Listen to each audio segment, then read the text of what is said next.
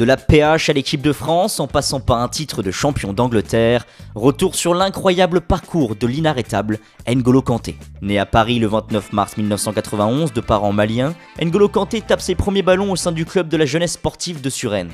Il y prend sa première licence à l'âge de 10 ans et dévoile peu à peu tout son potentiel. À 19 ans, alors qu'il évolue en promotion d'honneur, le jeune Kanté brille et inscrit une dizaine de buts. Mais du haut de son mètre 69, Kanté a du mal à se faire une place au sein des centres de formation et se fait donc recaler par plusieurs clubs français. Mais l'US Boulogne-sur-Mer souhaite lui donner sa chance et c'est ainsi qu'il y signe un contrat amateur en 2010. S'il démarre avec la réserve en CFA2, la relégation de l'USB en National en 2012 lui permet d'intégrer l'équipe première lors de la saison 2012-2013. Élu meilleur joueur du championnat, le milieu de terrain signe un contrat de 3 ans avec le Stade Malherbe de Caen en Ligue 2 à l'été 2013. Excellent à la récupération et briseur de ligne, Kanté réalise encore une fois une superbe saison. Nommé dans l'équipe type de Ligue 2, il est l'un des grands artisans de la montée du club caennais en Ligue 1. Pour sa première saison dans l'élite, Kanté impressionne et tape dans l'œil des cadors du championnat de France. L'OL, mais surtout l'Olympique de Marseille, s'intéresse à lui lors du mercato estival, mais c'est finalement Leicester qui s'offre le français en juillet 2015 pour près de 9 millions d'euros. Un choix de carrière assez surprenant à l'époque puisque les Foxys venaient de se maintenir dans la douleur en première ligue. Mais là encore, sans faire de bruit, Kanté s'impose. Doté d'un énorme coffre physique, capable d'harceler, de récupérer, de se projeter sans jamais donner l'impression d'être fatigué, Kanté explose de l'autre côté de la Manche.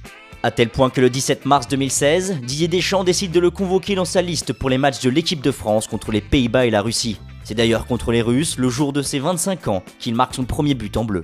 La belle histoire ne s'arrête pas là, toujours aussi impressionnant, Kanté est sacré champion d'Angleterre avec Leicester au terme d'une saison historique. Face à ses performances extraordinaires, Didier Deschamps décide de l'appeler pour l'Euro 2016 qu'il démarre dans la peau d'un titulaire. Il participe donc au beau parcours des Bleus qui échoueront en finale face au Portugal. À l'image de son incroyable parcours, tout va très vite pour Kanté.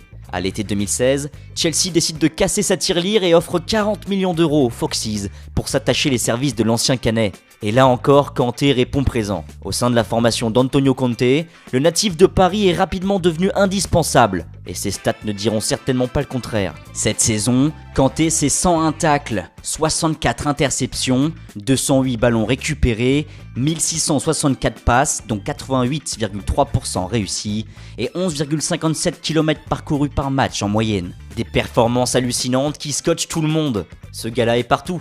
Il courait tellement que je me suis dit qu'il avait des piles dans son short, a indiqué Claudio Ranieri. Si N'Golo Kanté se met à marquer des buts aussi, il va devenir le meilleur milieu de l'histoire, a indiqué l'ancienne légende de Leicester, Gary Lineker. 71% de la surface terrestre sont recouverts d'eau, les autres 29% sont couverts par N'Golo Kanté, a écrit Marcel Desailly sur son compte Twitter.